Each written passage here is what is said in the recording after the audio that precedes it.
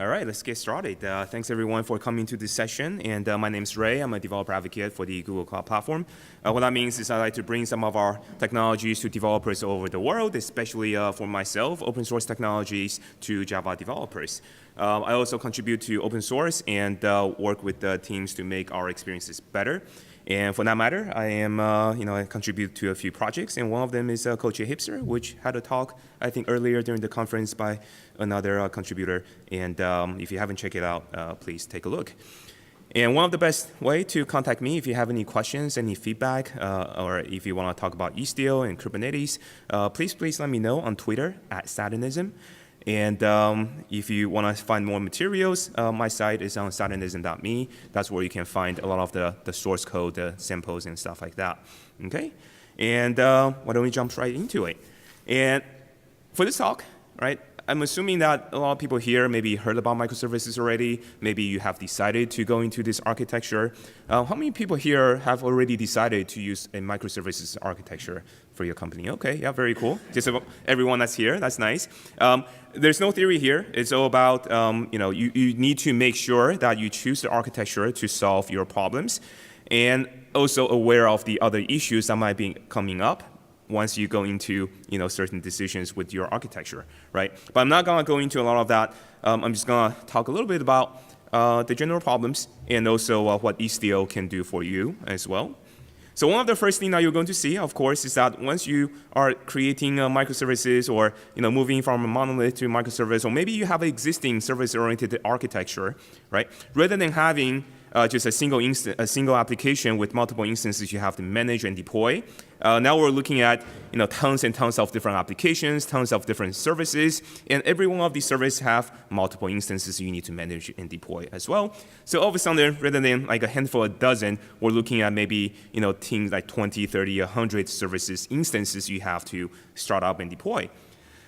There are a lot of issues that you have to deal with just to simply being able to manage all of that. The deployment of the services, how do you get them onto your cluster of machines that you have? How do you best utilize the resources of these machines? For the longest time, in my experiences as a Java developer, it typically had been that one single application server per one machine, right? That's been the longest time the way that we deploy applications. But in a microservices world, it is not the most efficient way to utilize your physical resource. In most of my previous past deployments with a single machine approach, most of the time the CPUs are sitting idle, right? So when you have like hundreds of these services, you gotta figure out how do you bin pack them onto fewer resources when possible. And you want to automate a lot of these things, right? Again, traditionally, some of these deployments are manual, but when we're dealing with hundreds and hundreds of instances, we have to have automatic ways to deploy these services. And when they have issues, you need automatic ways to restarting them and deal with these failures as well. Now, fortunately, a lot of these deployment-related issues are already solved with many different platforms. So for example, with a platform as a service, they can turn your code into a deployed cluster and you're happy with that. Or today, a lot of people are looking to containers and Kubernetes to help you to manage the deployment of your services onto a cluster of machines. So in this case, with Kubernetes, what you do is to simply write a little descriptor, a well-defined descriptor here using the Kubernetes terminology, where you can say which container image do I want to deploy. This will be self-contained with the runtime environment and your application so that you don't have to recreate the environment over and over again. So you simply give it the name of the image and then how many instances do you want to run. And behind the scenes, what we do is then, first of all, we push the container image to the registry. For that little configuration file, we'll push it to what we call the Kubernetes master node. And the master node will store that piece of information, the desired state of your application, into a consistent store, like maybe a key value store behind the scenes. And then the magic happens when the scheduler or the controller wakes up and say, hey, what is the current state of my deployment? And what is the desired state of the deployment, right? So the scheduler will say, do I have any of the instances running in my cluster right now? And if not, how do I make that the reality, right? So in our example, we said we want to deploy 2 instances of something, and the schedule is going to say, do I have to? No, if I don't, then it's going to check with the machines to say, hey, which one of the machines actually has the capacity to run this particular application? And if the machine says, oh, me, I can run it, then it will instruct the machine to download the container image and then pull that down and then starting that application process for you behind the scenes. And if it got shut down, it will just restart it for you, right? So all of these things are already done by Kubernetes, right? This is already, it's been out there for a number of years now. I've seen a lot of adoptions around this as well. Just a show of hand, how many people here are running your services in Kubernetes today? All right, overwhelmingly, almost half of the room, which is very, very nice. That's good to know. The core takeaway here with Kubernetes for me is that, and this is a recurring theme for the rest of the talk, which is that in Kubernetes, we have these well-defined nouns and terminologies or API objects that Kubernetes understands. And then behind the scenes, there are these controllers that will turn those definitions and your desired state into reality. So the fact that we're pushing out desired states, that's we're pushing those data, those terminologies, we're pushing those information into what we call a control plane. Through the control plane, through the controllers, we will turn that into reality. And it abstracts away all the underlying physical infrastructure as well. When we say we want to deploy something, when we say we want to create a load balancer, we use the Kubernetes terminology to do that. However, behind the scenes, there are these plugins and controllers that knows and understands how to create the real physical infrastructure for you to run the application. And that will be what we call the data plane, okay? So, for example, if you say, I need to load balance between 2 instances of my backend, Kubernetes behind the scenes will create a data plane that creates the load balancer for you, which creates a data path for you to do just that. If I were to think about Kubernetes in a more generic term, and I had to say the word, but I'm going to say it, it's almost like a content management system or a ERP system, so you will, right? Yeah, I don't know if anyone here deals with the internal IT, like the traditional IT applications, like ERPs and stuff. Basically, it's almost like, hey, I need to order 5 widgets, right? And then you put that into the system somewhere. And then physically, somebody behind the scenes is going to say, oh, this person needs 5 widgets. Let me go ahead and order it and ship it and get it into the warehouse, right? In Kubernetes term, that order is really just the definition that we're going to write. And then we push it into the Kubernetes master node. And the person who does the ordering and the shipping of the containers into the warehouse, well, that will be the controller. Rather than a real person, it's just another program that's trying to do this for you and then making it become reality, right? So we're going to keep this in mind. There's a control plane, and then we make it into reality, and that's the data path that all the requests gets routed through, okay? And that is going to be the recurring thing for the rest of the talk. I really want everybody to kind of have that in your mind. The second part of the problems you're going to see with microservices deployment, of course, is the communication. Now that the application instances are separate, we cannot communicate in memory in process anymore. Then we have to determine 2 things. Number 1 is the language that we're able to speak with each other. Most of the cases, people choose something like JSON over HTTP or REST, right? But that's not only the only language. Maybe some people here are using like XML and WSDL and SOAP, right? That's another language of choice, right, in the past and maybe even now. And of course, there are like binary protocols. At Google, we use binary protocols internally called Stubby, and now we open source it. It's called gRPC. And this is a binary protocol which helps you gain a lot more efficiency actually over the wire, and also in terms of performance. But then once you decided on what language to speak, you have to deal with all of these other things in distributed system, right? All of these cross-cutting concerns that everybody kind of have to deal with, but we don't usually deal with it until the last minute when something breaks, right? So first thing, of course, every time we have a distributed system, the first thing that comes into people's mind, at least my mind, is load balancing. How am I going to load balance my requests across multiple backends? In Kubernetes, load balancing is native. However, by default, it is a L4 load balancer. What that means is that it will load balance per connection, but it is not a L7 load balancer, so it doesn't load balance per request. If you want to have request level load balancing, there are 2 options, right? One may be that you have a client-side load balancer that pick and chooses which backend to route to on behalf of your application.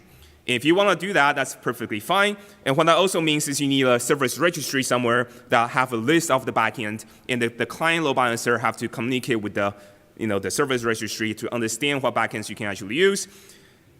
It's not too bad. But the other way of doing it, of course, is with a proxy or a server-side load balancer. But now you're potentially introducing an extra hop. However, the decision between client-side and proxy really is that in most cases, it's going to be determined by how much do you trust your client, right? For example, if I have a backend and I'm trying to upgrade all of the client connections to the new backend with V2, if the client is using the client-side load balancer, I need full control over the client in order to influence that change to shift the traffic on the client side to determine which backend to go to.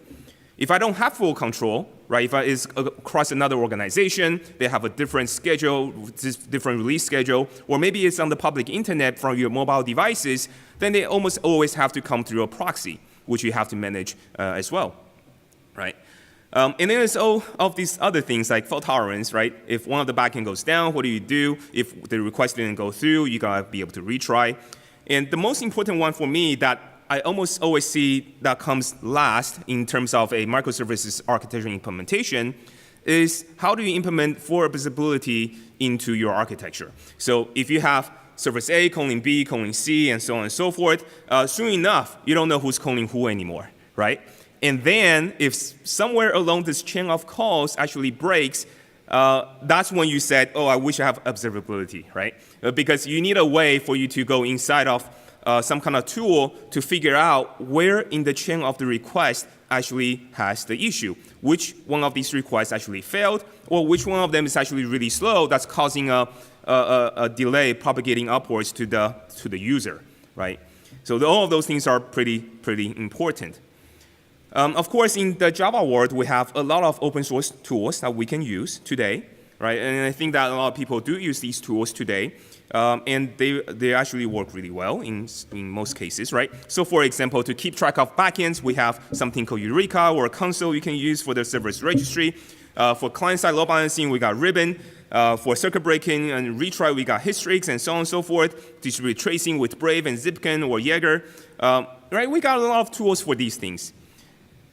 However, one of the things that some people find is that in a microservice, rather than just dealing with a piece of code that deals with the business logic, we are adding potentially all of these other client-side components into our service for the deployment just to deal with cross-cutting concerns. And now this microservice is not just a microservice anymore. It's a little bit like a microservice that has this business logic and also all of the other things that we need. And then we need to build out all of these other architectural components to have a full microservices architecture that's that you can actually operate and also help you with the observability and stuff, right? So now we have all of these other gray boxes around it, and every one of these boxes, of course, has to be highly available. They need to be able to scale. They need to be able to handle the load that's coming from all of your services as well, right? So a microservice implementation might become ever so complicated over time. And this is one of the things that we are trying to solve. Now, of course, all of these things are pretty easy if you're on a single stack, right? If your organization decided on a single stack, this is what everybody is going to use, then it's not so much of an issue. Especially if you use Spring and Spring Boot, which I like very much, then you can get all of these things just by going to the starter. You can just create all of these things very easily. However, this is more of a problem for large organizations if you're not on a single stack, if you're not just on Java, if you're not using just a single framework. Or maybe, I bet a lot of you also have legacy applications that that you cannot simply migrate into a microservices architecture. Then what do? That is when you actually go back to this list of cross-cutting concerns. And then for each one of those stack or language, you go back here and say, how do I find a similar component and how do I interop with the existing ones, right? And this problem becomes ever so complicated if you are in a multiple stack environment, right? How many people here in your organization, you only use one language or one stack? Nobody, or you just not responding. Yeah, one person, well, lucky you. But I bet a lot of people here has more than one, right? And that is the problem we're trying to solve. At the end of the day, what we want as a developer, at least for me, is I just want to write the code that deals with the business logic that has, allows me from microservice A to call microservice B. Right? I mean, I do care about this cross-cutting concern, but maybe there are better ways for me to deal with it, but just not directly in my application. It should be as simple as making an HTTP request, okay? Or HTTP2 request for that matter. And this is where Istio, the service mesh, comes in. And I think service mesh is it's a term for me that initially was kind of like a cloudy kind of thing. It was not very clear, like what does it actually do? And I'm gonna say out of the wing here to say a service mesh allows you to basically route all of your traffic through the fabric of the mesh. It's almost like saying we're moving in the fabric of space-time, right? But I'm gonna clarify exactly how that works in a second, because those things is a little bit cloudy in a way, right? So Istio, the service mesh, is an open source project that was collaborated on with Google, IBM, and Lyft. And we open sourced it in hope to create a platform where we will help you to manage, connect, and securing your service-to-service communication. And it is a platform component that's designed, first of all, to run in Kubernetes first, but it's also designed to run in environments outside of Kubernetes as well. And if you think about Kubernetes as the control plane that helps you to deploy your application through well-defined terminologies and well-defined APIs, then Istio is the control plane that helps you to define the way that the servers can communicate with each other through a well-defined API, well-defined terminology as well. Okay? And why don't we just go and take a look at it very quickly and see where this kind of fits, okay? So to demonstrate some of the things that Istio can do and how much you can simplify your application potentially is by writing two services. And I'm just going to do that very quickly here. I think I got until 12:15 or something, right? So I'm going to write two services here. I'm going to write a work service and a meeting service. Because what is work? Work, to me, might just be a series of meaningless meetings that I go on a daily basis, right? So for that matter, I'm going to write a work service that will call into the meeting service, okay? So here's the meeting server, which I'm going to write without any magic here. So there's no interceptors, there's no historics, there's nothing here. All I'm going to do is I'm going to use something that you probably would never use in production either. I'm going to use the Tsang HTTP server. Anyone here use the Tsang HTTP server in production? Yeah, that's what I thought. All right, so here we go. So I'm going to just declare a new server here. I'm using Java 11 right now. So here we're going to create a new server, and I'm going to listen on port 8081, and then there's a backlog here, and that's it. So I'm created a server instance, and I'm going to start it. Now the server instance is going to respond to something, and I'm going to create a context here. I'm going to say, oh, if you want a meeting, call the meet endpoint. And then what this will do is I can put in a lambda here that takes in an exchange. Exchange is the way for me to send back data or get the headers and all that. I don't know about you and what you do in the meeting. This is what I do in the meeting the most of the time.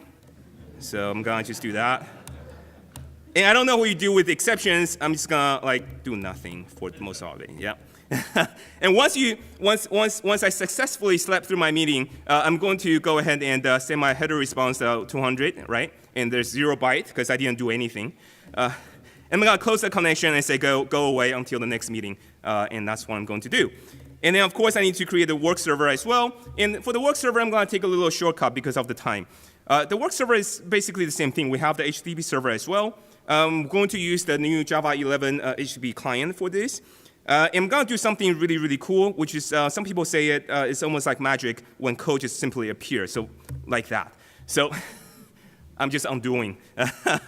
So first of all, I need to create an HTTP client. This client, if you want it to work in the Istio environment, it has to speak HTTP 1.1, because that's very, very important. I found out the hard way. If you speak HTTP 1.0, your connection will just be dropped, or it will ask you to upgrade the connection. So that's number one.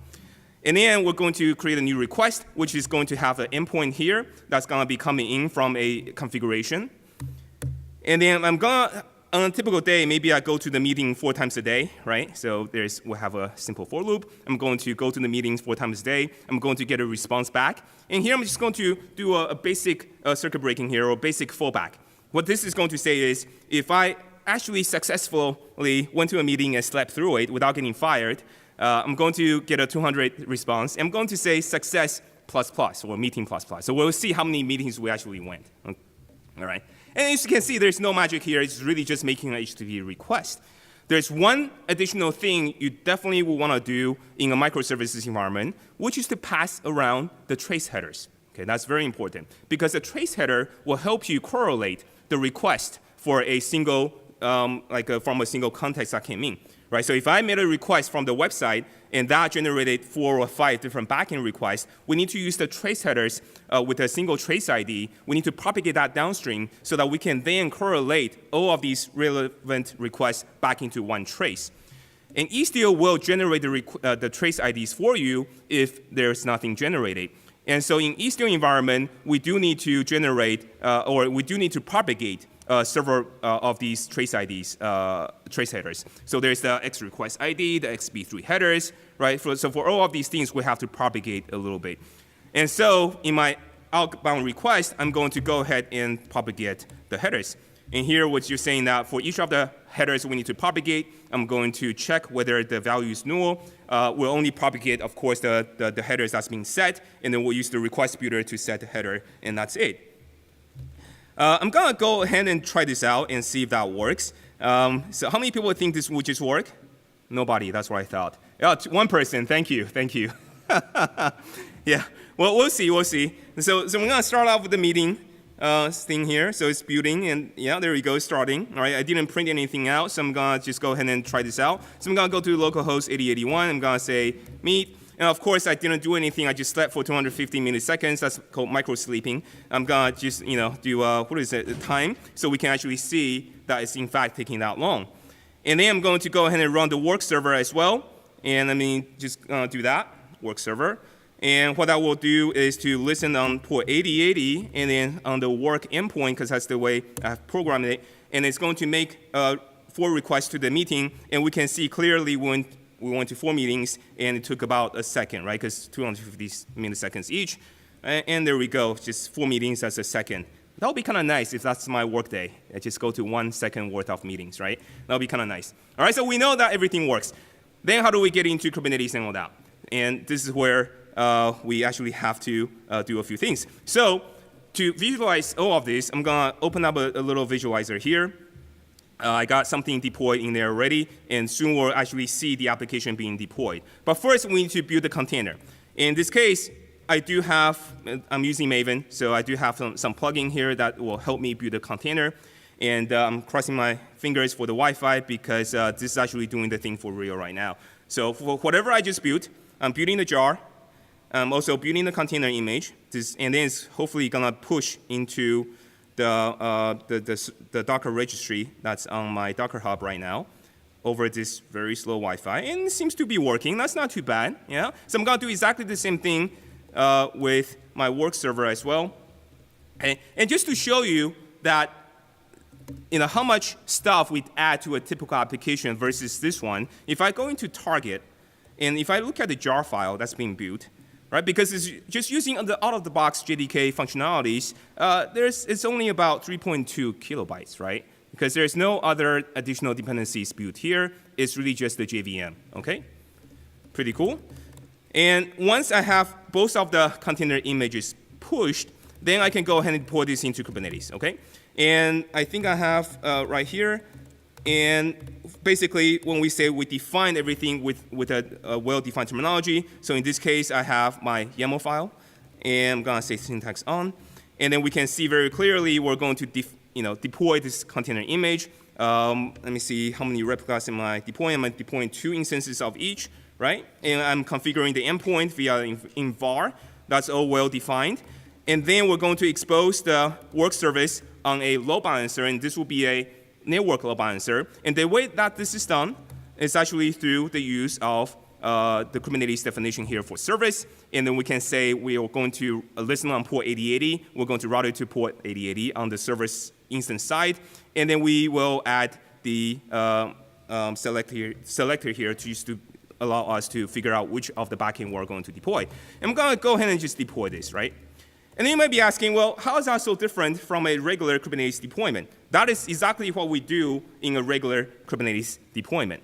However, I have just deployed this into an Istio environment as well. And typically, if we take a look at what's actually being deployed, some of these things, like here, that's my work server, which I just wrote and deployed. Here is actually the number of containers that's running for this particular instance.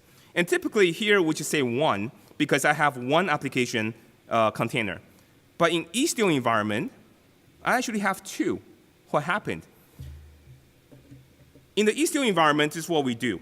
Rather than having all of those libraries that takes care of the cross-cutting concerns, we basically say you might not need them. Maybe you need some of them, but you definitely don't need all of them. And if we take that away, then some of these other infrastructure level things might not be necessary either because Kubernetes takes care of a lot of these, right? And then for all of these things like routing and client-side load balancing and all that, if we take away the client library, where does that go? We cannot take away logic and then say, oh, it's still there. So basically, we shift all of these cross-cutting concern logic into a dedicated proxy that will be running alongside of your microservice. And this proxy is currently, by default, the Envoy proxy, which is being used by Lyft and testing production in their environment. And this proxy can do a lot of things for you, including load balancing, proxying, circuit breaking, health checks, traffic splitting, and all the other things. Now, some of you who went through the service-oriented days might say, wait a second, this sounds a little bit like a ESB. Right? In the ESB days, we've been promised that there's this one component that you just route all the traffic through, and we'll take care of all of those things for you, right? But there's a huge difference here. It is definitely not ESB. It's not nearly as complex as ESB. And in a typical old traditional ESB deployment, you have a single set of ESB servers that's taking on the full load of all of the microservice requests. In terms of Istio, this is what we do. We will deploy a proxy instance alongside of your microservices instance, so that if you have 10 instances of your microservice, you get 10 proxies. And they will live alongside of each other through the construct of a sidecar container.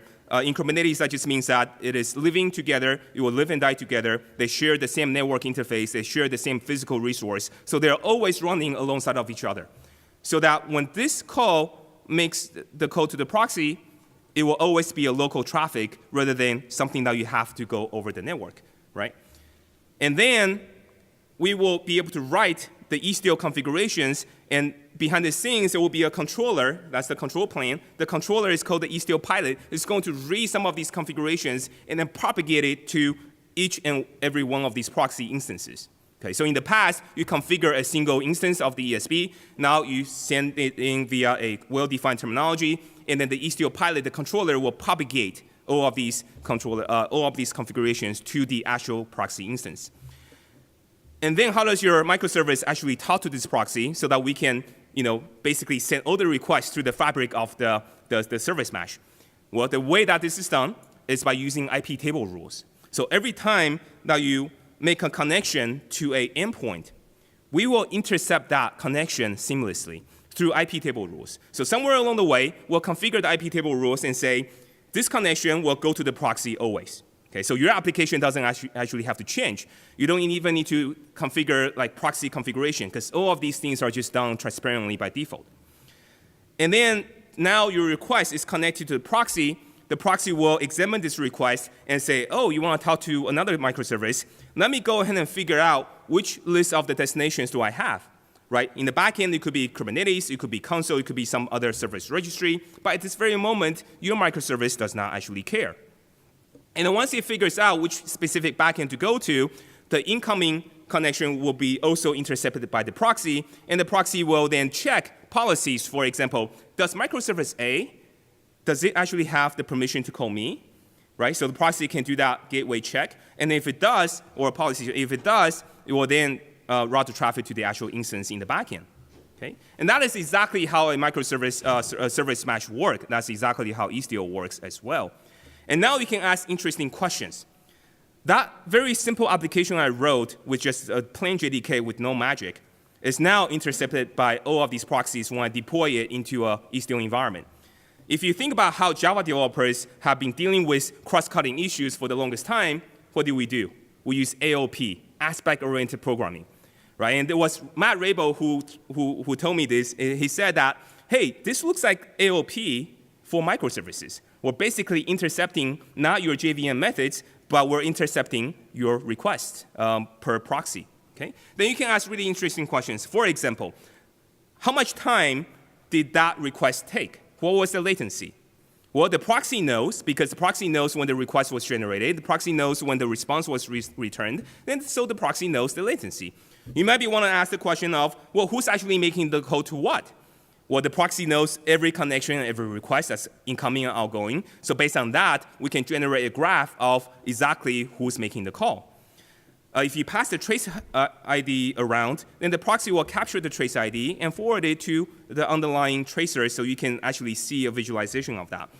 The best part of it is that we can actually establish mutual TLS connections through the proxies without you having to modify your application. How many people here writing Java just loves to deal with custom certificates by yourself? Yeah, nobody. Oh, one person, yeah. But it's hard. I don't like to deal with that. So you can offload mutual TLS encryption to the proxy as well. So in an Istio setup, you can enable Istio auth, where you get a certificate authority pre-installed so that every proxy will get a mutual TLS certificate. And then once you are routing all your traffic through Istio, the over-the-network connections will be encrypted by mutual TLS. This is really, really cool, okay? So let's go back here and see how exactly that works.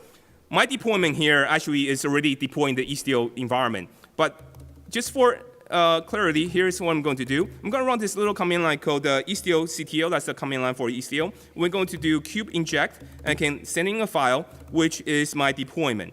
So what this will do is to filter out the existing Kubernetes definition, and then potentially enhancing it with the Istio proxies that we have to run alongside of the microservice, right?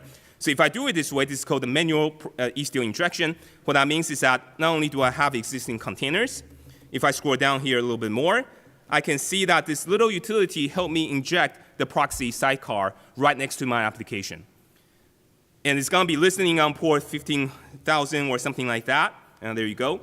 And then in Kubernetes, there's a construct called the initialization container. If I scroll down a little bit more, that's the init container. So what this will do is that before any of my proxy or my application starts, the initialization container will run first.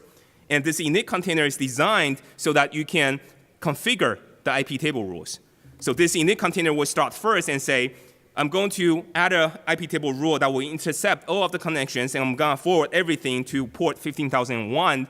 And that's what Istio proxy is listening on.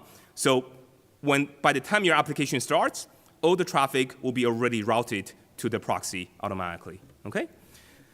Now, what I've done so far, though, is I just did a kubectl apply.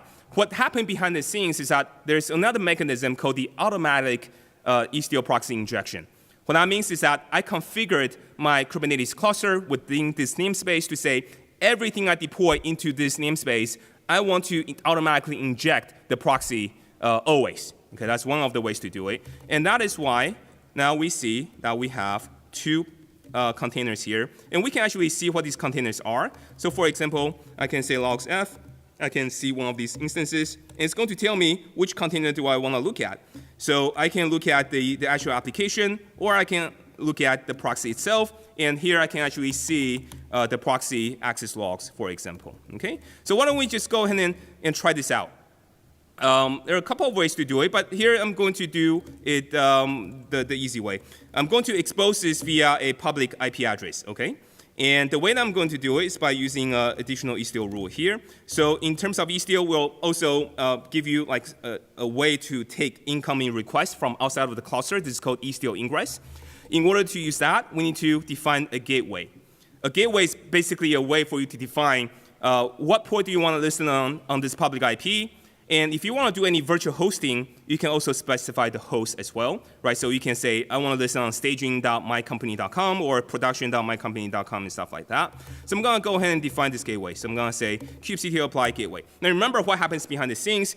this well-defined terminology, this file, is now sent to Kubernetes.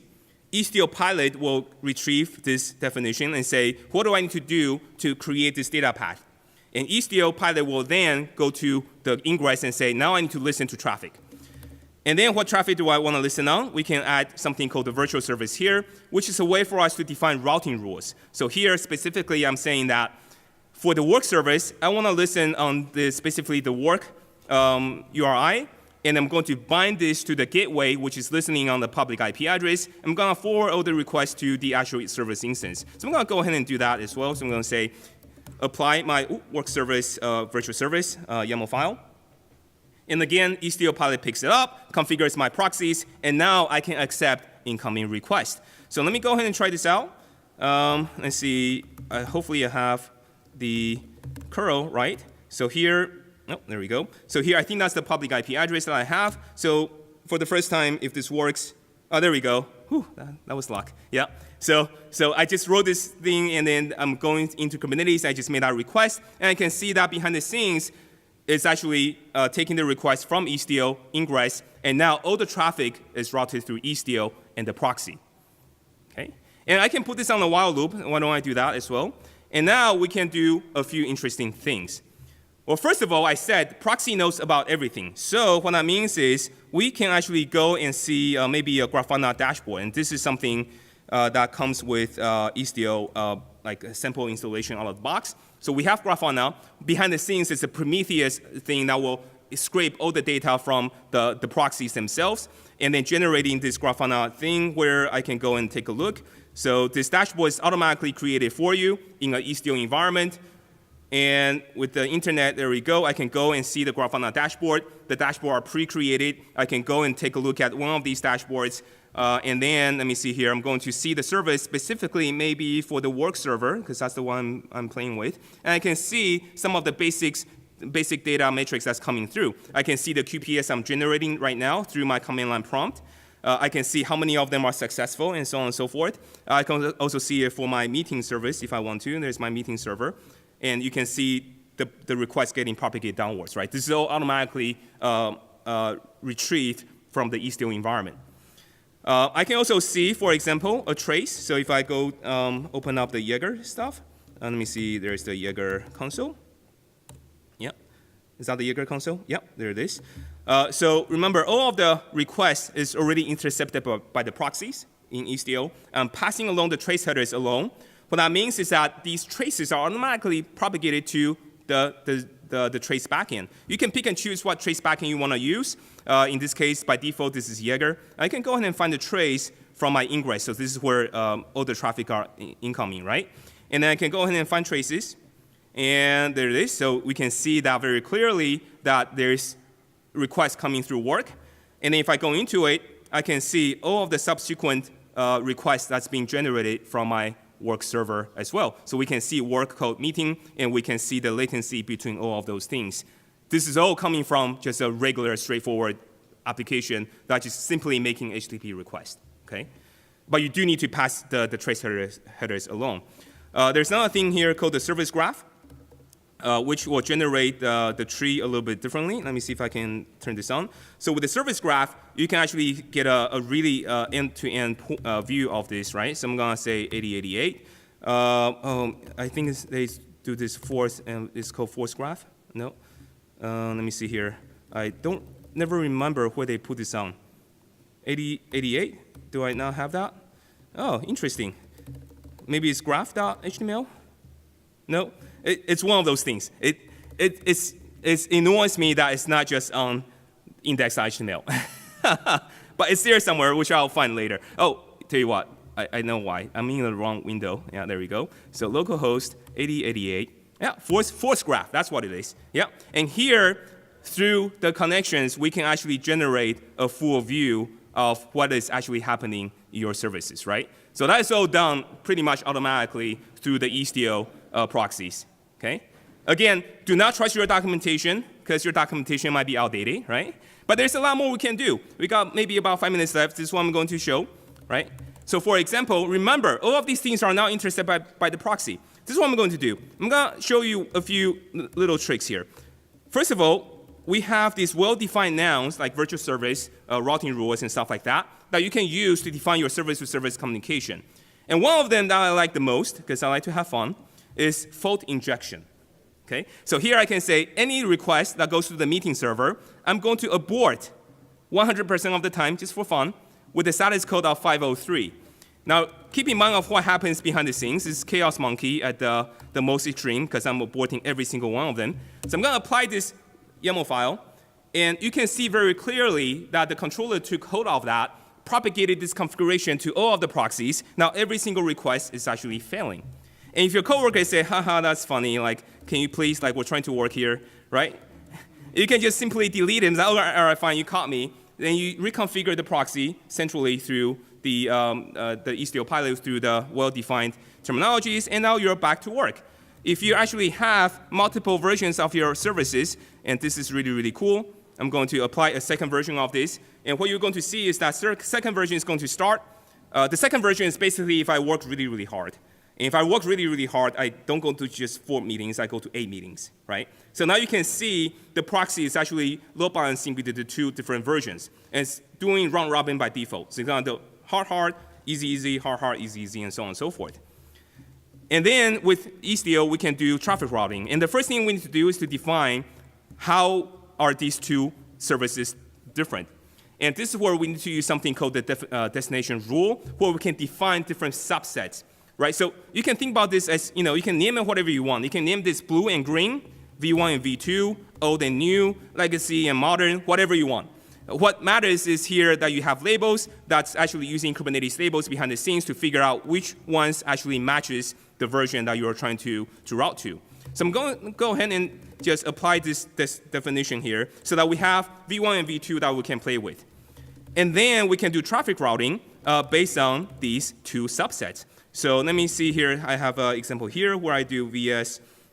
If I want to route all the traffic to V1, I write a virtual service. Again, I'm binding it to /work. And then here for the destination, I'm going to say 100% of the requests goes to V1, and I want 0% goes to V2.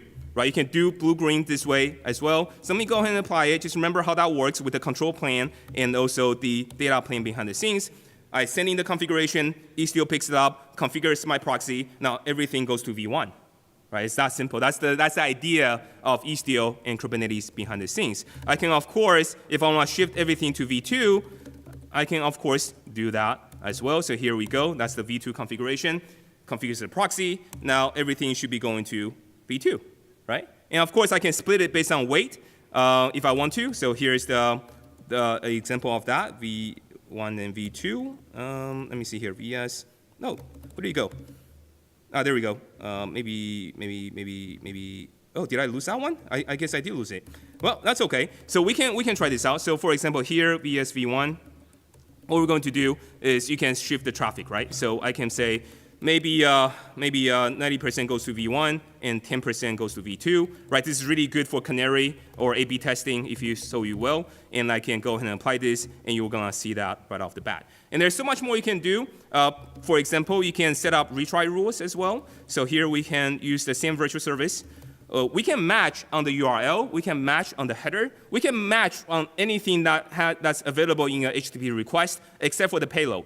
So you can say if the user has a header for the user agent called Chrome, route the user to a specific backend that we're testing for Chrome users. That's perfectly fine. You can set up those routing rules directly using the virtual service. You can also set up retry rules as well, where we allow you to say, if some of the backend fails, go ahead and retry a couple of times. This is a way that you can add some resiliency to your service-to-service communication without actually having to modify your application. The last thing I want to talk a little bit about is about circuit breaking. Now, how many people here use the historic circuit breaker? Just want to see. Yeah, okay, some people are. So typically what the circuit breaker does is to say, if I have like 50 backends and one of them failed, I'm going to mark that backend as a failed backend, right? If that happens enough, I'm going to take that backend out of the pool completely. In Istio, you can configure that. That is called the Outlier Detection. Okay? Basically, we're detecting outliers in the pool of backends. Now imagine how the circuit breaker works in this room, in this building. If a light bulb went out, does the circuit breaker in this room say, let's not deliver any power to that light bulb, let's try power delivery later? right? That's not actually how a real circuit breaker works. So in Istio, we have both types of circuit breaking. One is the outlier detection. The other one is really just surge protection. We're protecting your application from taking too much electricity. We're protecting your application from taking too much request. And to that, we have something called connection pool. And this is super awesome because you can also set how many requests can you actually handle for your microservice so that you don't actually get DDoSed. And so for anything that goes beyond the amount of requests, we'll just simply reject it, and then you can have the retry rules to retry the request later and so on and so forth, okay? And that's, in a nutshell, how Istio works. And through the same mechanism, that's how we can set up mutual TLS connections without you having to touch your application as well. And if you have any questions, please let me know. And the reason I'm here is because it is an open source technology. If you want to contribute, if you want to learn more, please check out the Istio users Google groups, where you can get access to a lot of the people who are using Istio today. If you want to see this demo, if you want to see the source code, check out my URL on southernism.me. And with that, thank you very much for your time here. I really appreciate it. Thank you.